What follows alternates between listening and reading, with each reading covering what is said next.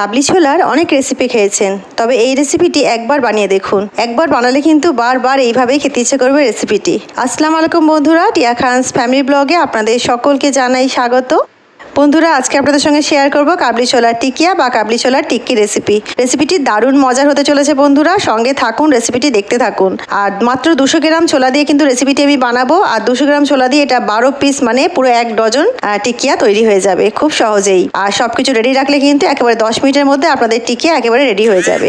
তো রেসিপিটি কিন্তু দারুণ হতে চলেছে, সঙ্গে থাকুন, রেসিপিটি দেখতে থাকুন। আর রেসিপিটি যদি আপনাদের পছন্দ হয়ে থাকে অবশ্যই চ্যানেলটিকে লাইক শেয়ার সাবস্ক্রাইব করে আমার সঙ্গে থাকবেন আগামী দিনে আরও সহজ এবং সুন্দর রেসিপিস দেখার জন্য। তো বন্ধুরা, সঙ্গে থাকুন, রেসিপিটি দেখতে থাকুন। আশা করছি রেসিপিটি আপনাদের ভীষণ পছন্দ হবে। সময় নষ্ট না করে চলুন রেসিপিটি শুরু করা যাক।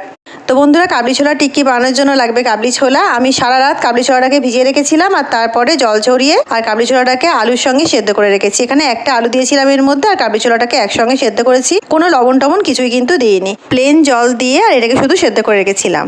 আলুগুলোকে সরিয়ে রাখলাম এবং এই কাবলি ছোলাটাকে একটা মিক্সিং জারে দিয়ে আর একটু হালকা হাতে এটাকে পেস্ট করে নেব। এটা কিন্তু খুব মিহি পেস্ট করা দরকার নেই, বেশ সুন্দর একটু হালকা হাতে ঘুরিয়ে নিলেই হবে। আমি দেখিয়ে দিচ্ছি কেমন পেস্ট করতে হবে।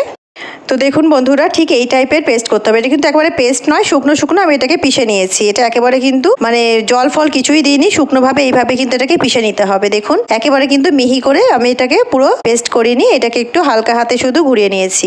এই যে আলুটাকে তুলে রেখেছিলাম সেটাকে কিন্তু ম্যাশ করে নেব। তো আলুটাকে সুন্দর করে ম্যাশ করে নিতে হবে সবার প্রথমে। আলুটা ম্যাশ করে নিয়ে ওই যে ছোলাটাকে আমরা পিষে রেখেছি সেই ছোলাটাকেও এর মধ্যে ঢেলে দিচ্ছি। এইবারে এর মধ্যে কটা জিনিস আমাকে অ্যাড করতে হবে। আমি কুচি করা পেঁয়াজ নিয়ে নিয়েছি। এখানে আগে থেকে আমি পেঁয়াজ কুচি করে রেখেছিলাম একটা ছোট্ট মিডিয়াম সাইজের। আর এখানে একটু গাজর কুচি, একটু ক্যাপসিকাম। গাজর আর ক্যাপসিকামটা আমি কিন্তু গ্রেট করে নিয়েছি। এখানে একটু কাঁচা লঙ্কা কুচি নিয়েছি আর এখানে গ্রেট করে নিয়েছি আদা। এই সব কটাকে দিয়ে দিলাম এর মধ্যে।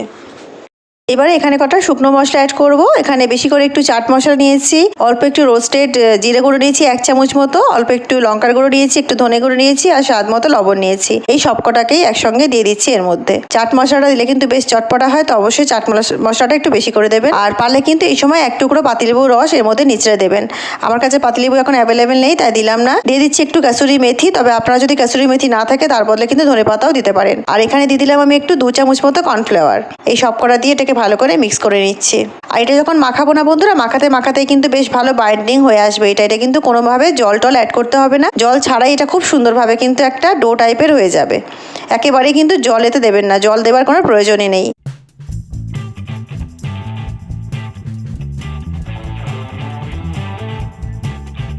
আর দেখুন আমি এর মধ্যে গরম মশলা দিতেই ভুলে যাচ্ছিলাম, তো আমি এখানে একটু গরম মশলা গুঁড়ো করে রেখেছি, সেটাকে দিয়ে দিলাম এই সময়। মিক্স করার সময় অবশ্যই এতে গরম মশলা একটু দিয়ে দেবেন, তাহলে কিন্তু খুব সুন্দর ফ্লেভার হবে।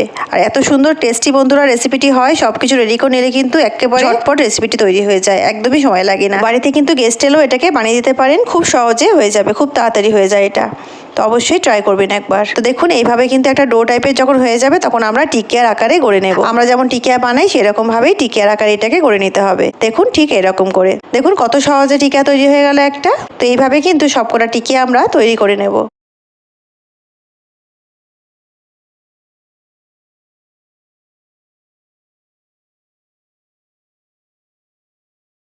তো বন্ধুরা দেখুন এইভাবে কিন্তু আমি অনেকগুলো টিকিয়া বানিয়ে নিয়েছি। অনেকগুলো টিকিয়া হয়ে গেছে মাত্র 200 গ্রাম ছোলা থেকে। তো চলুন, এটা কিন্তু রেডি হয়ে গেছে। এবার আমরা আরেকটা ছোট্ট কাজ করে নেব এখানটায়। তো বন্ধুরা, আমি এখানে নিয়ে নিয়েছি একটা ডিমটাকে ভেঙে নেব। ডিমটা ভেঙে সামান্য একটু এতে লবণ দিয়ে নেব, সামান্য একটু লবণ দিয়ে আর ডিমটাকে ভালো করে ফেটে নেব আমরা। ডিমটা কিন্তু খুব সুন্দর করে ফেটে নিতে হবে। চলুন, ডিম ফাটাও রেডি হয়ে গেল। এবারে আমরা টিকিয়াগুলোকে ফ্রাই করে নেব। আমি গ্যাস অন করে কড়া চাপিয়ে দিয়েছি আর তেল কিন্তু গরম হয়ে গেছে। এবারে এই যে ডিমটা ফেটে রেখেছিলাম তার মধ্যে একটা করে টিকিয়া এইভাবে ডুবিয়ে নেব। আর ডুবিয়ে নিয়ে আমি এইভাবে গরম তেলের মধ্যে ছেড়ে দিচ্ছি। এটা ফ্রাই করতে কিন্তু একেবারেই বেশি সময় লাগে না। আপনারা কিন্তু টিকিয়াগুলো বানিয়ে এয়ারটাইট কন্টেনারে ভরে নর্মাল ফ্রিজে রেখে দিতে পারেন স্টোর করে, আর খাবার সময় কিন্তু গরম গরম এইভাবে ভেজে নিতে পারে। এটা কিন্তু খুব সহজে হয়ে যায়। রেসিপিটি কিন্তু খুবই সুন্দর। বাড়িতে গেস্ট আসলে একবার অবশ্যই ট্রাই করবেন, অথবা নিজেরাও কিন্তু একবার ট্রাই করে দেখবেন। যখন বাড়িতে অন্য কিছু থাকবে না রান্নার জন্য তখন কিন্তু রেসিপিটি অবশ্যই ট্রাই করতে পারেন। গরম গরম ডাল ভাতের সঙ্গে খেতে আমার তো ভীষণ ভালো লাগে। আর এটা শুধুও খেতে পারেন আপনারা। আর এটা কিন্তু দেখুন এইভাবে সুন্দর করে একটু হতে দেবো, তারপর এটাকে উল্টে পাল্টে সুন্দর করে ভাজা করে নেব। বন্ধুরা, আপনারা কিন্তু সন্ধ্যেবেলা নাস্তা খাবার সময় কিন্তু এটাকে খেতে পারেন। আপনারা এটাকে ভেজে নিয়ে তারপরে সুন্দর করে এর উপরে কিন্তু ফেটানো টক দই, গ্রিন চাটনি আর টক মিষ্টি, লাল চাটনি, রেড চাটনি যেটা হয় সেটা দিয়ে ওপর থেকে একটু ঝুরি ভাজা দিয়ে সার্ভ করতে পারেন। সেটাও কিন্তু ভীষণ সুন্দর লাগে খেতে। তো আপনারা আপনাদের পছন্দ মতো যেমন খুশি তেমন করে খেতে পারেন। তবে এটা কিন্তু যেমনই খাবেন তাতেই টেস্টি লাগবে সব কটাতেই। আমার কিন্তু ভীষণ ফেভারিট রেসিপি, একটা ইউনিক রেসিপি, তাই না? এরকম রেসিপি কিন্তু চট করে দেখাই যায় না। আর এটা কিন্তু আমি বানাই, জানি না কেউ বানায় কি না, সেটা আমার কিন্তু জানা নেই। আমার মতো এরকম কাবলি ছোলার টিকিয়া বানিয়ে থাকেন তাহলে অবশ্যই কিন্তু কমেন্ট করে আমাকে জানাবেন।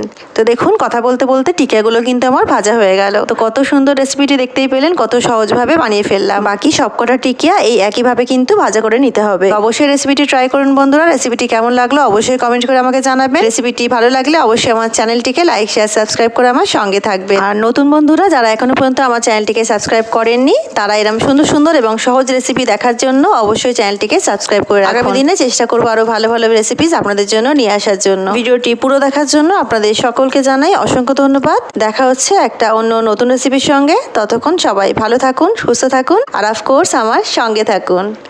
আল্লাহ হাফিজ।